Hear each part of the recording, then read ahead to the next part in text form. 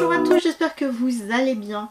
Alors comme promis, je vous fais une petite vidéo qui concerne Samhain, ou plus précisément Shōin, ça dépend comment est-ce qu'on le prononce, qui correspond finalement à une fête païenne qui date de 3000 ans, et qui était une période très importante pour les Celtes. Alors, je vais vous expliquer un petit peu ce qu'est cette fête-là, que j'adore particulièrement. Alors, c'est peut-être mes origines bretonnes qui me font vibrer autour de cette fête. En tout cas, je vais vous donner quelques informations qui concernent cette fête. Alors, qu'est-ce que c'est que cette période de Samhain? Eh bien, c'est l'ancienne Halloween. Alors, tout le monde pense à Halloween, les citrouilles, les enfants qui se déguisent, tout le monde qui fait peur, mais à la base, ce n'est pas tout à fait ça, Samhain. Alors, je vais vous donner quelques indications, quelques informations qui sont assez intéressantes à les creuser. C'est l'occasion pour nous d'aller faire une introspection intérieure et d'aller faire aussi des petits rituels qui ne sont pas des rituels de magie, mais plus des rituels d'abandon afin d'accueillir une nouvelle période, une nouvelle saison, une nouvelle transition nécessaire pour nous. Alors, on va essayer de voir un petit peu qu'est-ce qu'il y a autour de cette fête païenne. Alors déjà, ce qu'il faut comprendre, c'est que à l'époque, il n'y avait que deux saisons. Il y avait la saison lumière et la saison ombre, qui correspondait à la saison lumière, c'était le printemps et l'été, et la saison ombre qui correspondait à l'automne et à l'hiver. Donc du coup, il y avait deux périodes, et donc Samhain était considéré chez les Celtes comme le nouvel an, donc la fin d'une année, la fin d'une période très importante, la fin des récoltes, puisque c'était le moment nécessaire pour rentrer les dernières récoltes avant l'hiver, puisque passé la date du 31 octobre, eh bien on considérait que les récoltes étaient fichues. Et donc il fallait absolument rentrer toutes les récoltes au 31 octobre, dernier délai, et ensuite l'homme pouvait, au rythme de la nature, se reposer. Donc voilà un petit peu ce qu'il y a autour de ces saisons qu'il y avait autour de Samhain.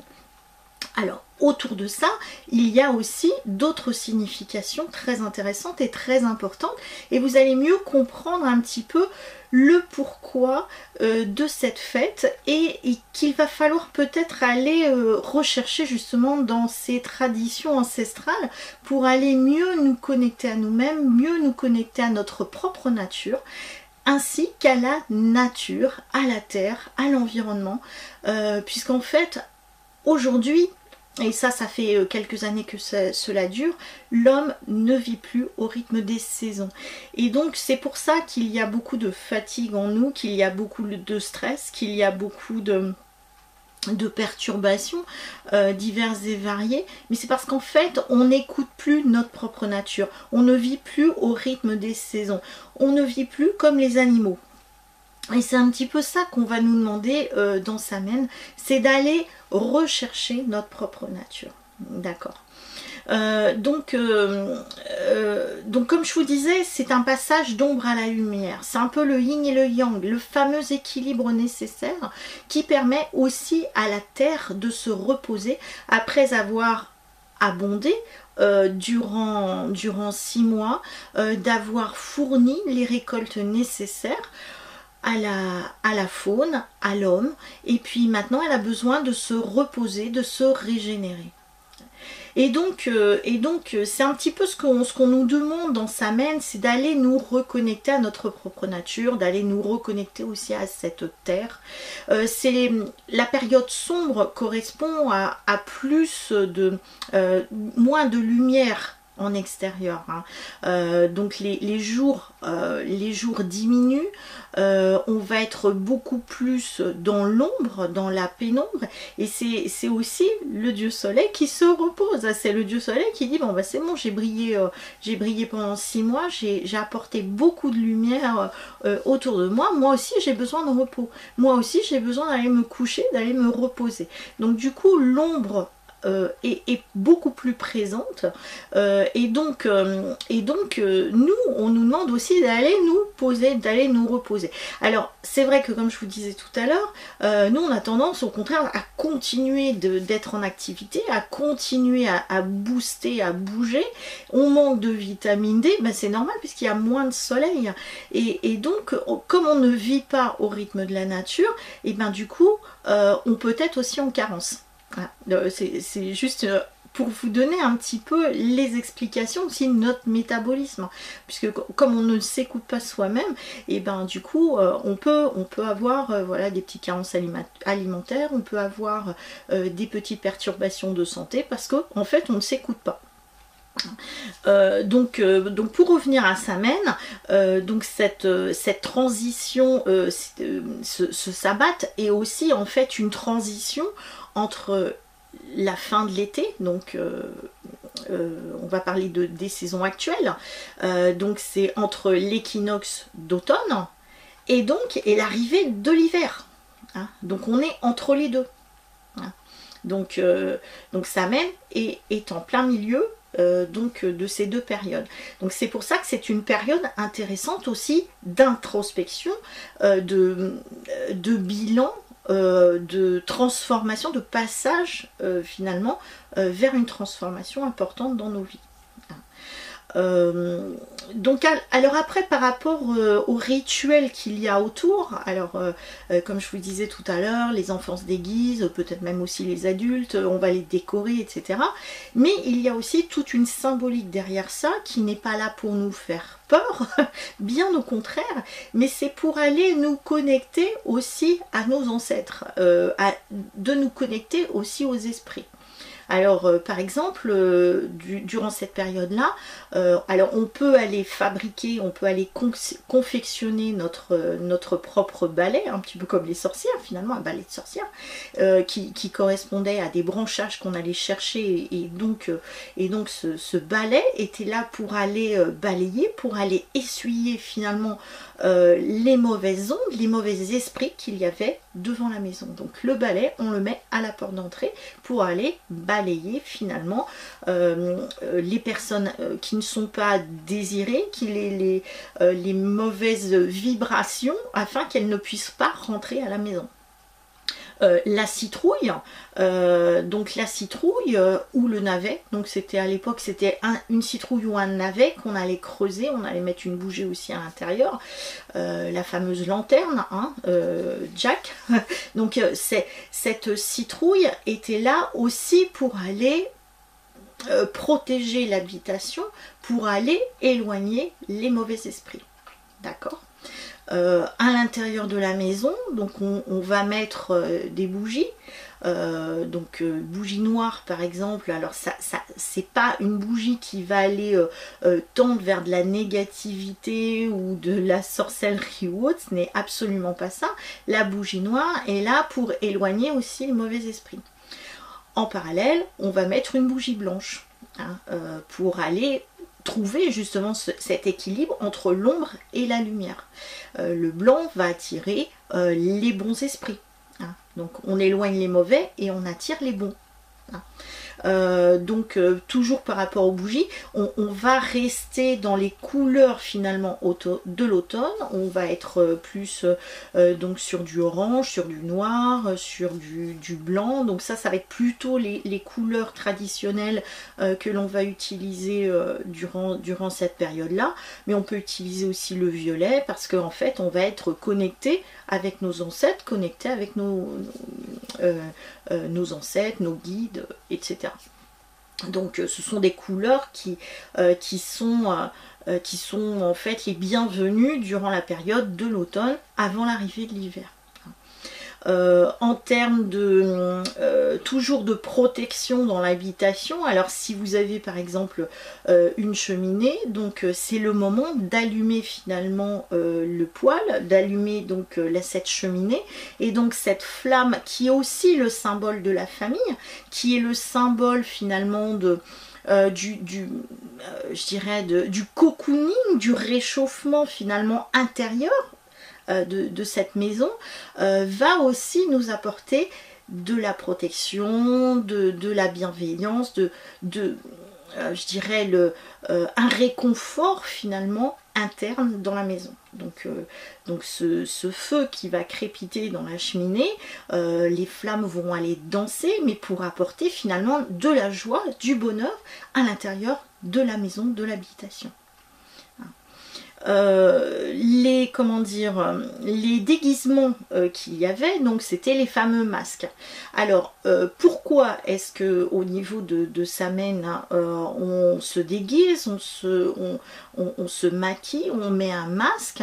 C'est qu'en fait c'est une porte qui s'ouvre donc dans la nuit du 31 octobre au 1er novembre, hein. Le 1er novembre c'est la Toussaint, c'est la fête de tous les saints, mais c'est aussi le moment où on honore finalement nos ancêtres, toutes les personnes qui nous ont quittés. Et c'est pour ça qu'on va aller poser des fleurs dans les cimetières, des chrysanthèmes qui sont les fleurs de la saison, mais qui ne symbolisent pas du tout la fleur en rapport avec la mort. Non, ce sont les fleurs de saison. Donc on va être dans du jaune, dans du orange, dans du blanc, dans du violet. Et donc on va aller honorer finalement les personnes qui sont décédées aussi ce 1er novembre. Donc comme je vous disais, c'est un passage très intéressant, très important. Donc dans la nuit du 31 au 1er, donc les personnes se déguisaient afin de ne pas avoir peur. Puisque quand en fait c'est une ouverture, un portail énergétique qui s'ouvre entre les deux mondes, entre le monde des vivants et le monde des morts, afin de ne pas avoir peur, tout le monde se déguisait en mort vivant. Voilà, mort-vivant, c'est ça. On mélange finalement les deux mondes et afin finalement ne plus, je dirais, ne pas être effrayé. Donc tout le monde était logé à la même enseigne. Hein. Donc c'était une manière aussi d'aller s'amuser, puisque les morts quittaient le monde des ténèbres pour aller finalement remonter à la surface, pour aller s'amuser aussi avec les vivants. Durant le repas, il y avait toujours une place vide, une assiette, un verre, afin de laisser l'opportunité à un ancêtre de venir à table, puisqu'il était le bienvenu aussi pour dîner avec la famille, mais aussi pouvait être quelqu'un qui allait frapper à la porte, et donc il était accueilli, il était bienvenu. Voilà, donc et donc cette tradition on va le retrouver aussi dans Thanksgiving, hein, c'est un petit peu ça. C'est donc c'est aussi on donne quelque chose, on remercie et on donne. Donc on va remercier aussi pour la nourriture, donc on va utiliser plus de la nourriture de saison. Alors on va être plus aussi sur des nourritures terrestres, alors comme des navets, des pommes de terre, des citrouilles, enfin tout ce qui est de saison. En fruits on va avoir des noix, des noisettes, donc vraiment tout ça, c'est l'occasion finalement de profiter de cette période pour aller faire des dîners en famille et de faire la fête tous ensemble. Donc le 31 c'est une fête et le lendemain, le 1er, est un moment de recueillement puisque le 31 correspond au nouvel an et le 1er une nouvelle année. Voilà, c'est vraiment pour que vous compreniez qu'en fait Halloween n'est pas ce que vous pensez être à l'origine.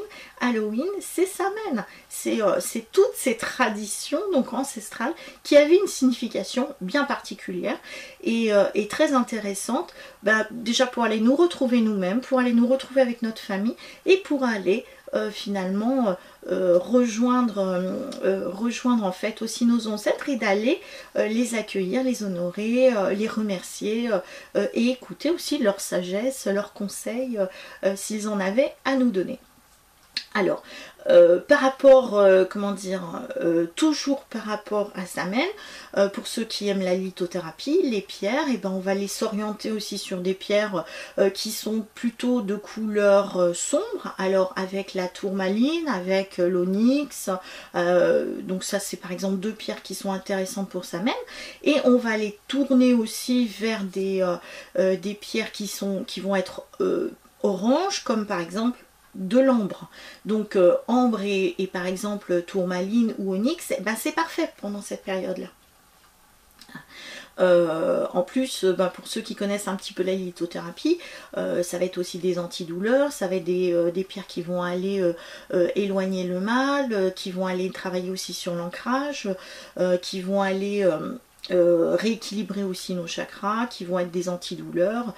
Bon voilà, si ça vous intéresse, n'hésitez pas à venir prendre conseil auprès de moi, puisque je vends aussi des pierres.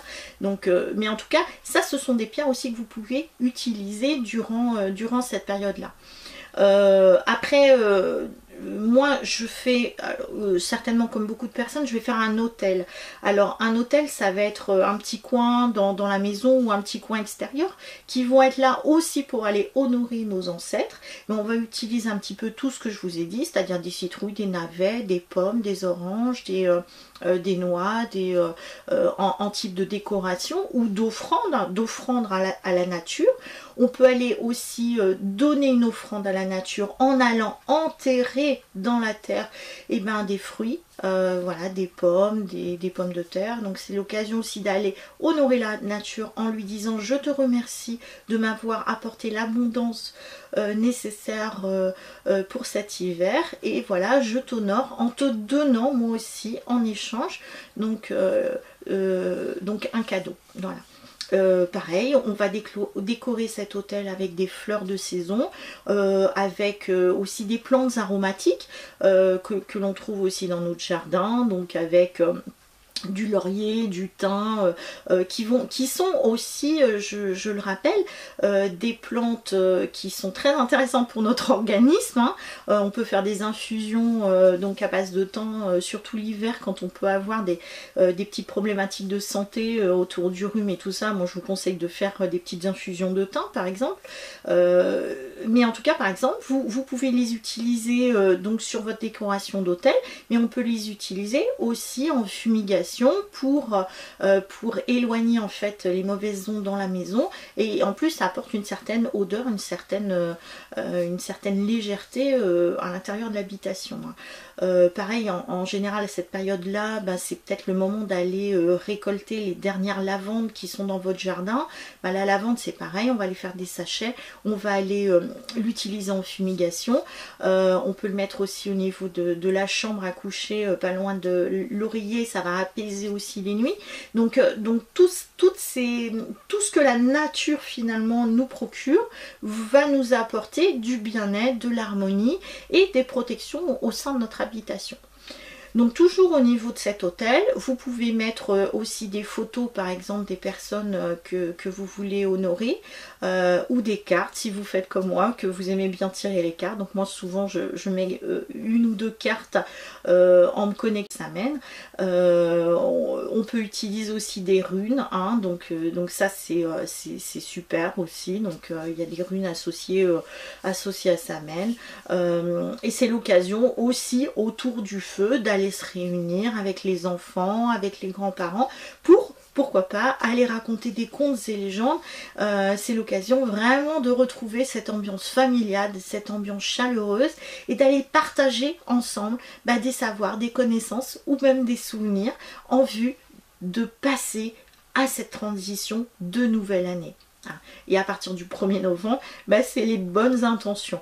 Donc toujours par rapport à Samen, par exemple, la bougie noire, on va aller brûler un papier sur lequel on aura écrit dessus toutes les mauvaises habitudes que nous avions. Alors c'est pas tiens j'en veux à quelqu'un, c'est pas du tout ça, c'est moi j'ai une mauvaise habitude, j'ai une addiction, voilà, j'ai besoin de me débarrasser de mes mauvaises pensées ou de mes addictions ou autres, donc je vais aller écrire ça sur un petit bout de papier et le brûler à la bougie noire. Et sur la bougie blanche, et ben on va faire pareil avec toutes les bonnes intentions que l'on se promet de tenir donc pour la nouvelle année, à partir donc du 1er novembre. Donc ça, ce sont des petits rituels aussi que vous pouvez faire durant Samhain.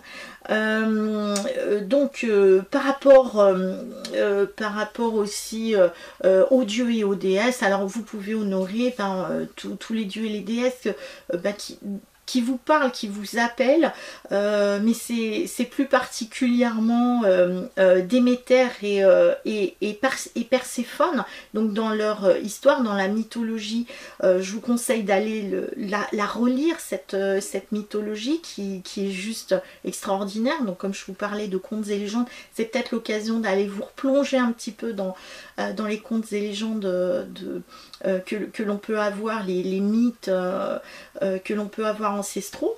Donc en fait, Samhain, c'est la déesse qui va aller se confiner dans la terre. Hein, donc c'est elle qui va aller rejoindre la terre, qui va aller se reposer, qui va partir en gestation, qui va représenter finalement une femme assez vieille, assez sage, et qui va revenir au printemps, qui va revenir parce qu'elle va être en gestation, un petit peu comme une femme qui va attendre l'arrivée d'un enfant, et donc cet enfant pourra naître à partir du printemps prochain. Donc voilà par rapport à Samhain. Alors comme vous voyez, je suis une passionnée de ces contes et légendes, mais du coup ça nous remémore finalement notre nature profonde.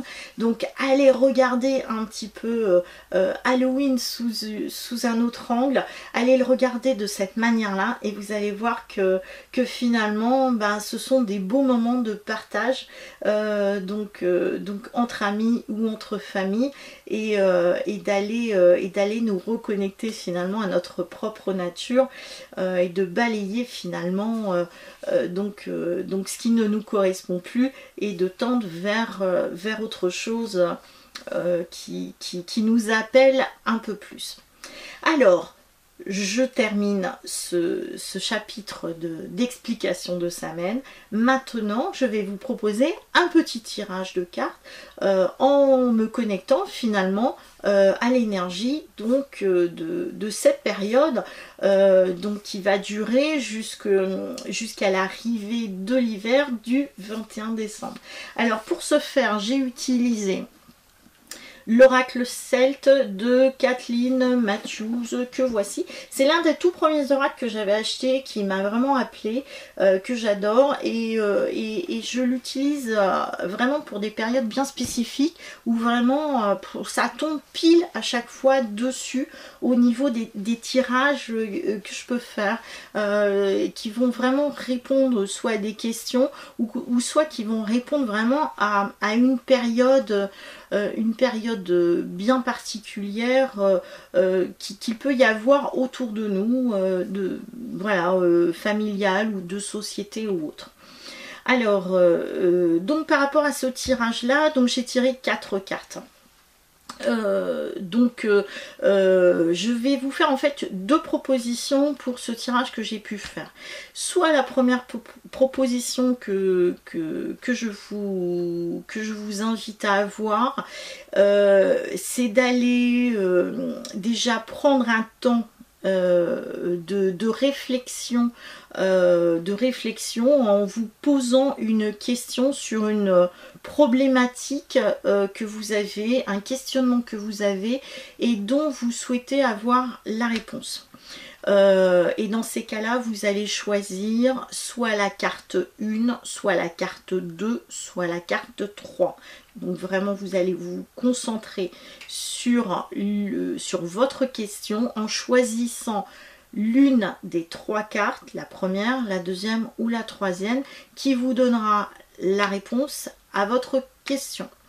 Ou soit vous allez accueillir l'ensemble des cartes telles que je vais les présenter, qui est un tirage en fait, comme je vous ai dit,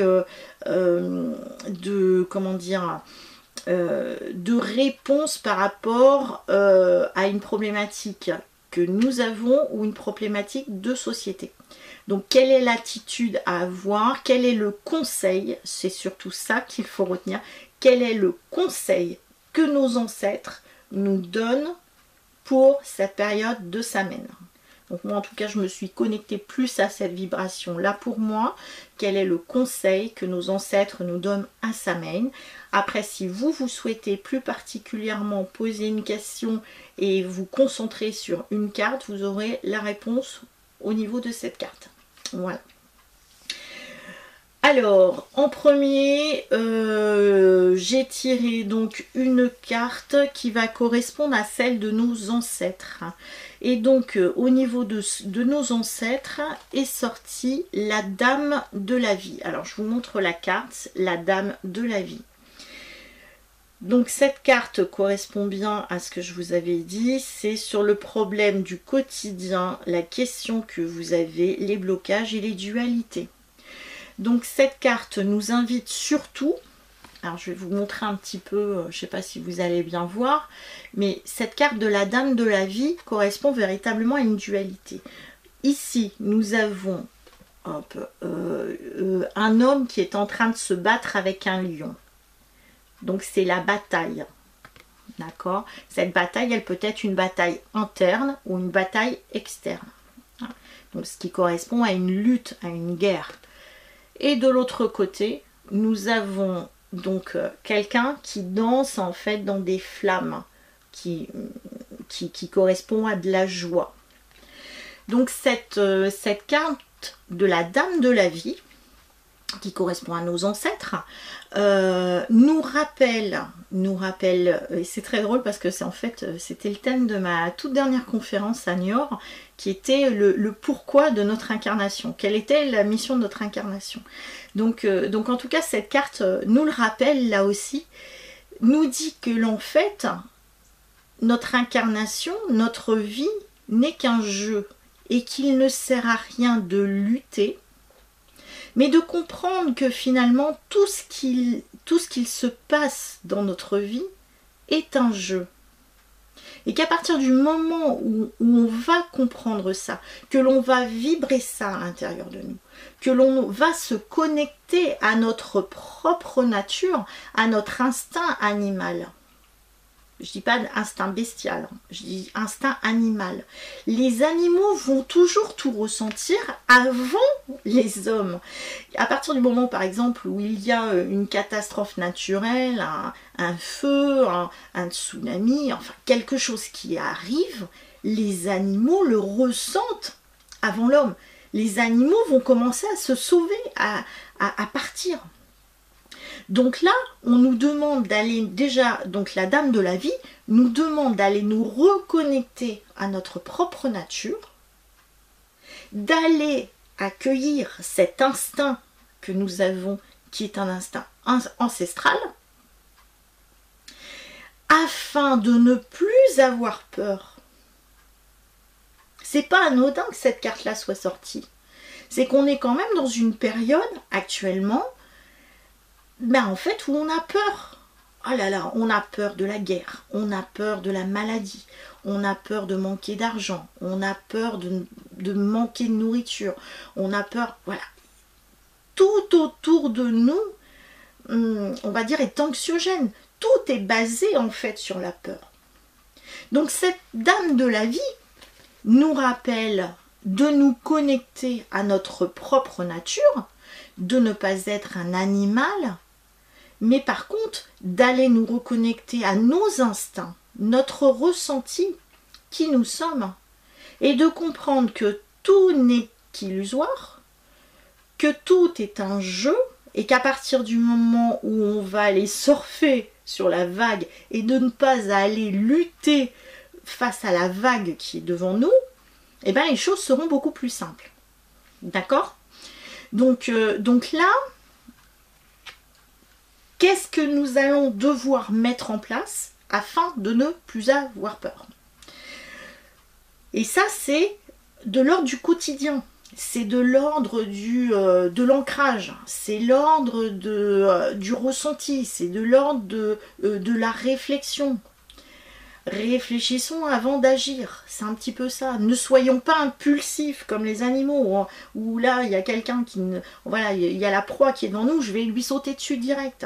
Non, ça nous demande un petit peu de prendre du recul, d'aller sur... Oh, je vais aller écouter mon moi intérieur. Je vais peut-être aller écouter mon ancêtre qui est en train de me chuchoter quelque chose dans l'oreille. Hein, qui est en train de me donner un conseil. Donc en tout cas, cette dame de la vie insiste bien en disant que nous nous sommes incarnés sur Terre avec un rôle qui est très important et que finalement on a oublié le pourquoi de notre incarnation. Donc en tout cas, elle nous invite, cette dame de la vie, à ne plus avoir peur et d'aller passer au-dessus de ses peurs. Alors, maintenant, votre choix. Donc, soit vous faites le choix, soit vous continuez d'écouter ce que je suis en train de dire. Carte numéro 1 qui est sortie. Donc, c'est la carte du druide. La carte du druide qui correspond à la nature du problème. Qu'est-ce que je dois garder ou abandonner? Donc, comme le druide est sorti, donc cette carte du druide nous dit de prendre une pause. Voilà, de nous arrêter. D'ailleurs, il est bien en arrêt. Il est en méditation. Il est connecté, ce druide-là. Il est connecté en haut, mais il est aussi connecté en bas. Il est connecté aux ancêtres. Il est connecté à la nature. Il sait où il va. Il a son bâton qui lui permet d'avancer aussi, qui l'aide à avancer sur son chemin. Hein, c'est un bâton de pouvoir aussi, ce bâton de druide. Donc le druide, il est là, il va être dans le ressenti, il va être dans, là, il va faire une pause pour pouvoir ressentir, pour pouvoir s'écouter, pour pouvoir écouter finalement ce qu'il y a autour, la faune, la flore, l'environnement, écouter les conseils des autres druides. Alors, on peut dire chaman, on peut dire ce que vous voulez, mais là, c'est quelqu'un quand même qui est sage. Voilà, qui est sage. Il a la connaissance en lui. Il va aller s'écouter. Ce sage, ce druide dit bien qu'il va falloir... à partir du moment où on va s'écouter, on s'accroche à ses idées parce qu'on sait qu'elles sont bonnes et elles sont justes pour moi. D'accord? Ce druide, il n'est pas là pour imposer son idée aux autres. Il va aller rejoindre finalement son clan. Il va aller rejoindre les personnes qui le ressemblent. Il va aller rejoindre un autre clan où il y a d'autres druides, des personnes qui pensent comme lui. Il va aller se connecter avec d'autres personnes qui sont en connexion avec la nature, avec l'environnement, avec les ancêtres, avec les guides. Il va aller aussi s'écouter pour tout ce qui est santé. Il va aller écouter les signes qu'on lui envoie, que les animaux lui envoient, que le vent lui envoie, que la mer lui envoie, que la terre lui envoie. Hein? Donc ce druide est un sage qui est relié finalement au monde de la terre et au monde des esprits. Donc finalement, connexion haut-bas, on met tout à l'intérieur de soi, on fait un check-up et puis on en sort ce qui est juste pour moi. N'oubliez pas, le druide a ses croyances. Les croyances du druide ne sont pas forcément les croyances des autres. Donc le druide dit bien, je m'écoute moi, parce que je sais que moi j'ai raison. Hein, parce que ça me parle à moi. Parce que rappelez-vous, la dame de la vie nous dit bien, d'aller s'écouter, de rejoindre finalement son instinct. Donc le druide, il insiste là-dessus, je m'écoute moi. D'accord ? Je peux écouter le conseil des autres druides qui sont autour de moi, parce qu'on est dans la même idée, la même vibration.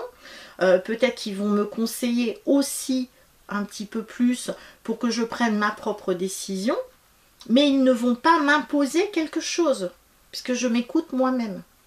On est dans cette idée-là avec le druide. D'accord ? Et donc ça, c'est qu'est-ce que je dois garder ou abandonner. Donc je garde ce qui me correspond et j'abandonne ce qui ne me correspond plus ou pas. Voilà. La carte numéro 2 qui est sortie. Donc c'est la carte de la vérité qui nous permet de garder notre équilibre. C'est le commandant qui est sorti.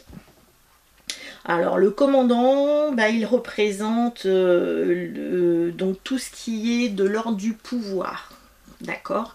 Il correspond au pouvoir. Alors comme la carte était sortie à l'envers, donc elle a une autre signification parce que dans ce jeu on peut les lire à l'envers ou à l'endroit. Donc là ce commandant, il représente le pouvoir, la hiérarchie, l'armée, la guerre, donc tout ce qui est de l'ordre du combat. Donc là ce commandant nous invite finalement à la paix, parce qu'il aurait été dans ce sens-là, c'était la guerre. Là, ce commandant dit que la vérité résultera dans la paix, à l'envers. Donc, dans la paix. On évite tout conflit, quel qu'il soit. On réfléchit avant d'agir. Quelqu'un nous a heurté, quelqu'un nous a touché à notre ego, touché émotionnellement, touché physiquement, je ne riposte pas. Hein. Comme je vous disais tout à l'heure, on est dans une période qui est un peu anxiogène, donc là, cette vérité nous invite, nous incite à dire je refuse la guerre, je compromis, j'évite les conflits. Ça ne veut pas dire que je ne fais rien. Ça veut juste dire je réfléchis avant d'agir.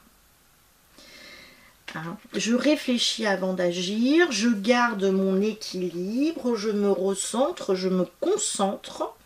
J'essaye de comprendre qu'est-ce qui est le mieux pour moi, qu'est-ce qui est le mieux pour ma famille, qu'est-ce qui est le mieux pour le groupe, pour mon village, pour mon quartier, pour ma ville, pour mon pays, pour le continent, pour la terre. Ouais, voilà, je suis de l'infiniment petit à l'infiniment grand. Hein. Donc je deviens acteur de ce qu'il se passe aussi autour de moi. Si aujourd'hui il y a beaucoup de conflits, c'est parce qu'en fait on a des conflits aussi intérieurs. Donc là, cette carte nous invite à aller calmer notre conflit intérieur, d'aller apaiser ces conflits, d'aller apaiser ces peurs. Et vous allez voir qu'automatiquement, si tout le monde réagit comme ça, le calme, la paix va revenir autour de nous. C'est aussi simple que ça. Donc on évite les conflits.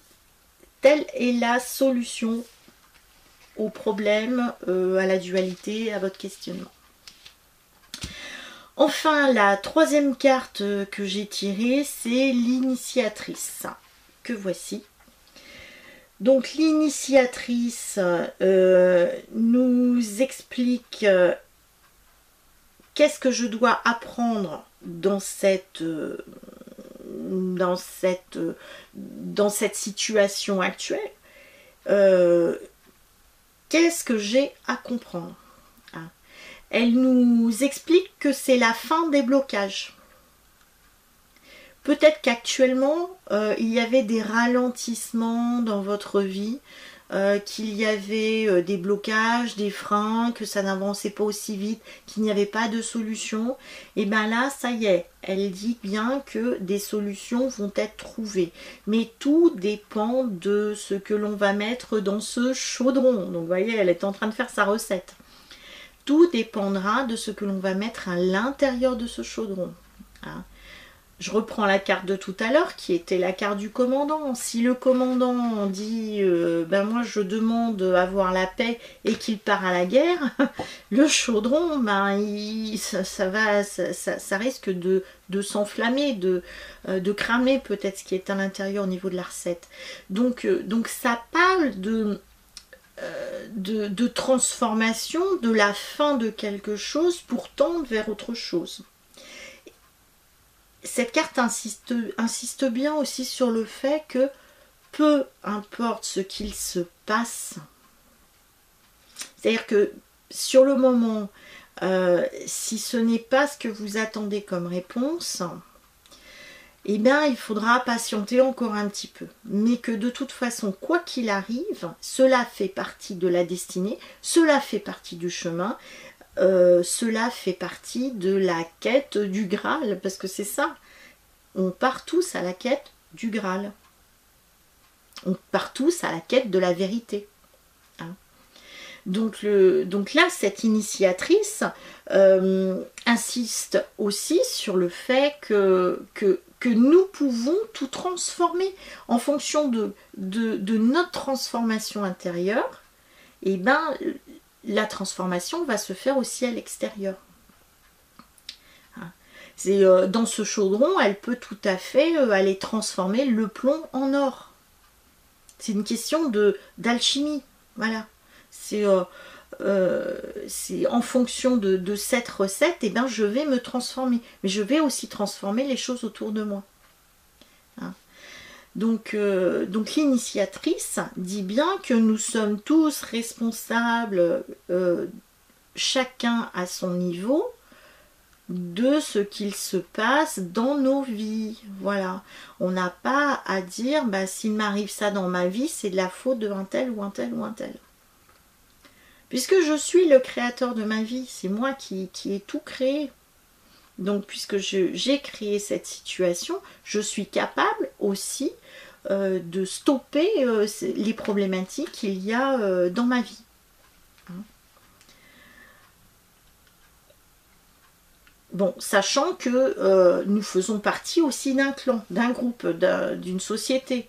Donc nous, on peut faire le nécessaire pour changer les choses. Alors oui, ça va avancer plus ou moins rapidement. Ça va dépendre aussi de ce qui se passe autour.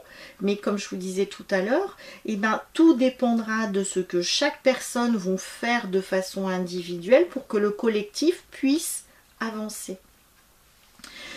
Donc voilà ce qui est conseillé donc au niveau de cette période de Samhain, de ce que nous conseille en tout cas donc cette fameuse dame de la vie, nous dit bien qu'il va falloir suivre notre intuition, notre instinct, de ne pas oublier que quoi qu'il arrive, c'est un jeu, que nous avons décidé de jouer tous un rôle, voilà, dans ce théâtre qu'est la vie, et que dans ce théâtre, eh bien, il y a des héros, il y a des anti-héros, il y a des personnages secondaires, etc. Donc en fonction de notre rôle, on a tous un rôle à jouer, on a tous un rôle important par rapport à ce qu'il se passe dans la vie de tous les jours. Voilà, donc en tout cas, pour Samhain, on conseille, voilà, pour résumer, on conseille d'éviter les conflits, d'aller d'aller s'écouter, de réfléchir avant d'agir. Voilà, pour répondre grosso modo à la question de Samhain, c'est ça qu'il faut retenir. Et bien voilà, cette vidéo est terminée, j'espère que ça vous a plu, donc je vous donne rendez-vous très vite dans une prochaine vidéo, comme tous les mois, donc qui va correspondre à l'énergie du mois de novembre, ainsi que pour votre horoscope, donc elle sera en ligne d'ici un jour ou deux, donc voilà. En attendant, je vous souhaite de passer un bon Samhain. Profitez-en bien, amusez-vous bien, prévoyez des petits bonbons pour nos petits monstres qui vont passer chez nous, et parce que c'est aussi important pour eux, puisque eux aussi sont en train de s'amuser avec, avec ces costumes, avec ces offrandes qu'on peut leur donner. Donc en tout cas, prenez soin de vous et je vous dis à très bientôt dans cette prochaine vidéo.